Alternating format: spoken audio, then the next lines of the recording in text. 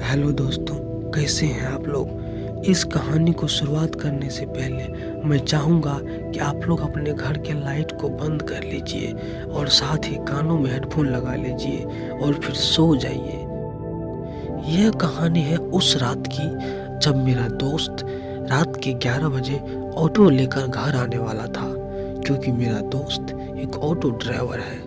वो घर आने ही वाला था कि उसको एक कॉल आता है, भैया मुझे यहाँ पर जाना है, तो क्या आप आ सकते हो। तो मेरा दोस्त बोला हाँ हाँ मैं आ सकता हूँ, मैं अभी आता हूँ। वो ऐसा इसलिए बोला क्योंकि उसको पैसों का ज़रूरत था, क्योंकि उसकी बहन की शादी करनी थी, तो वो बहुत ज़ोर शोर से मजदूरी कर रहा था। तो वो फ़ोन पर ऐसा बोलते ही वो वहाँ से ऑटो लेकर निकल पड़ा।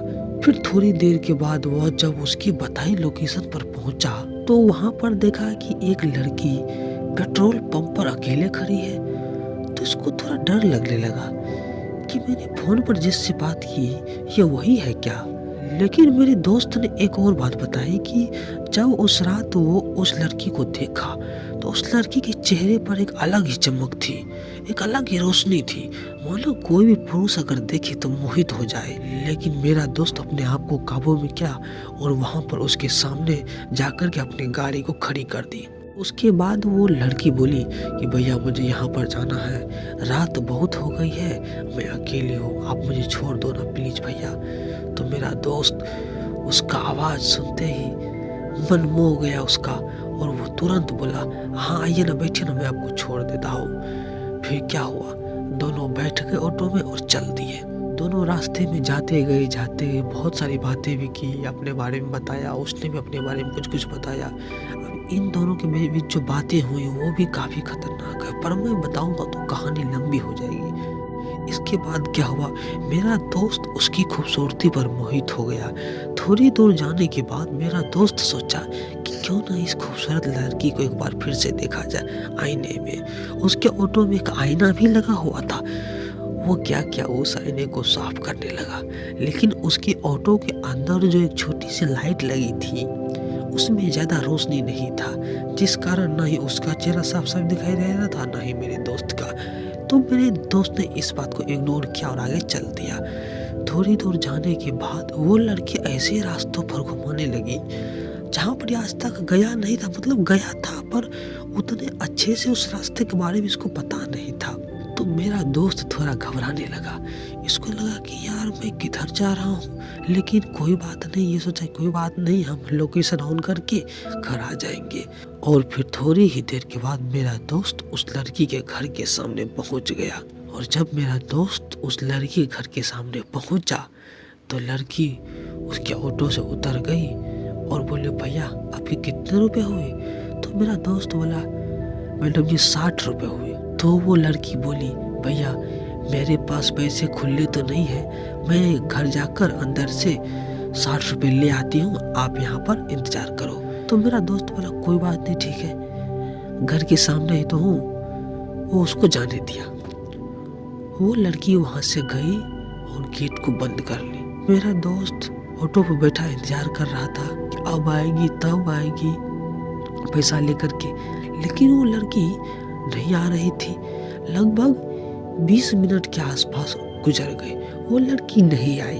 मेरा दोस्त सोचने लगा ऐसा क्या हो गया उस घर में, गई तो अभी तक आई नहीं, कहीं ऐसा तो नहीं कि वो फ्री में आना चाहती थी, उसके पास पैसे नहीं थे, अगर ऐसा था तो बोल देती। फिर मेरे दोस्त का माथा ठनका, ये सोचा कि जाकर मैं ही पूछ लेता हूँ।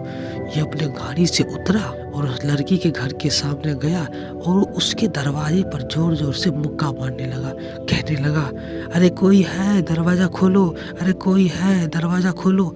लेकिन उधर से किसी की आवाज़ नहीं आई। उसके बाद मेरे दोस्त ने सोचा कि क्यों ना आसपास घूम कर देखा जाए कि क्या है इस घर में। फिर जब वो थोड़ा साइड हट के उस घर की खिड़की से झाँका तो देखा कि एक छोटी सी लैंप जल रही थी।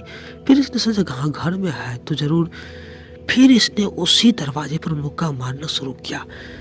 2-3 बार मुक्का मारने के बाद उधर से एक 40 साल का अंकल जी बाहर आए।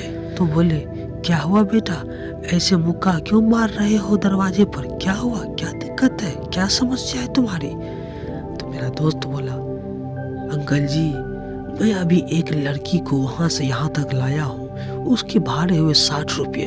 वो बोली मैं अंदर जाती हूँ और आपको अभी ला करके दे देती हूँ, मेरे पास खुले नहीं है। तो मैं मान गया और मैं अभी 20 मिनट से यहाँ आपके घर के सामने बैठा हूँ और वो लड़की आ ही नहीं रही है। आप जाके उसको बोलिए ना कि वो मेरा पैसा दे दे, मुझे जाना है यहाँ से, काफ़ी रात हो गई है। इसके बाद वो आदमी बोला, बेटा तुम किस लड़की की बात कर रहे हो? कौन लड़की? मैं किसी लड़की को नहीं जानता। ऐसा सुनते ही मेरा दोस्त हक्का बक्का रह गया, मानो उसको उस वक्त 440 वोल्ट का झटका लगा हो। उसका शरीर वहीं पर ठंडा पड़ने लगा। वो सोचने लगा कि अभी तो मैं एक लड़की को यहाँ पर छोड़ा हूँ और वो अंदर भी गई है, बोली पैसा लाने जा रहा हूँ, ठीक तो थी, अभी उसको क्या हो गया है? कहीं है अभी उसको क्या हो गया है? इसका मतलब वो मेरे साथ मजाक कर रही है। फिर मेरा दोस्त गुस्से में बोला, अंकल जी मेरे साथ मजाक ना कीजिए, मैं बहुत मेहनत से पैसे कमाता हूँ, चुपचाप उसको बुलाइए और उसको बोलिए कि मेरा पैसा दे दे, मैं यहाँ से चला जाऊँगा। फिर अंकल जी ने बोला, बेटा यहाँ पर केवल मैं ही रहता हूँ, यहाँ इस घर में और कोई लड़की अभी नहीं रहती है। फिर मेरा दोस्त इस बात को सुनने के बाद और डरने लगा और बोला, फिर अंकल जी अभी जो मैं एक लड़की को लेकर के आया हूँ वो कौन थी? तब अंकल जी ने बताया कि बेटा तुम जिस लड़की को यहाँ तक लाए हो ना, उसकी मृत्यु आज से 20 साल पहले हो चुकी है। अब वो इस दुनिया में जीवित नहीं है, लेकिन एक चीज है जो तुम्हें पता नहीं है। तो मेरा दोस्त बोला, वो क्या है? वो बोला कि तुम एक आत्मा को वहां से यहाँ तक लाए हो बेटा, इसीलिए आत्मा कहाँ से तुमको भाड़ा देगी? अगर वो फिर से बाहर आएगी भी तो तुम्हें पैसे नहीं दे पाएगी बेटा। वो तो अच्छा हुआ कि तुम बाल बाल बच गए, वरना अगर तुम कुछ गलत करते तो आज तो तुम्हारी मृत्यु ही पक्का हो जाती। मेरा दोस्त ऐसा सुनने के बाद मानो उसके पैरों से जमीन खिसक गई हो। वहाँ वो इतना डर गया कि मैं क्या बताऊं। जब वो मुझे यह कहानी बता रहा था तो मैं खुद डर गया था इस कहानी को सुनते हुए। लेकिन दोस्तों ये कहानी यहाँ पर ख़त्म नहीं हुई। फिर मेरा दोस्त वहाँ से गाड़ी लेकर जल्दी जल्दी से भागा और जब वो अपने घर पर पहुँचा तो घर में जाकर अपने बिस्तर पर बैठकर एक लंबी सांस खींचा और सो गया। इसके बाद भी बहुत कुछ हुआ गाइस, उस रास्ते में और भी घटनाएं घटी, आगे भी बहुत कुछ होने वाला है दोस्तों, जो मैं आपको इस वीडियो में नहीं बता सकता, नहीं तो ये वीडियो बहुत लंबी हो जाएगी। इसलिए आप लोग इस चैनल को सब्सक्राइब कर लीजिए। मैं इसका अगला भाग जैसे ही लाऊंगा आपको इसी वीडियो के डिस्क्रिप्शन में उसका लिंक दे दूंगा। साथ ही अगर हमारी वॉइस आपको अच्छी लगी हो गाइस तो इस वीडियो को लाइक अवश्य करना, क्योंकि मैं बहुत मेहनत से ऐसी कहानियाँ आपके लिए लाता हूँ। तो गाइस हमारी मेहनत के लिए एक लाइक और एक चैनल को सब्सक्राइब तो कर ही सकते हो।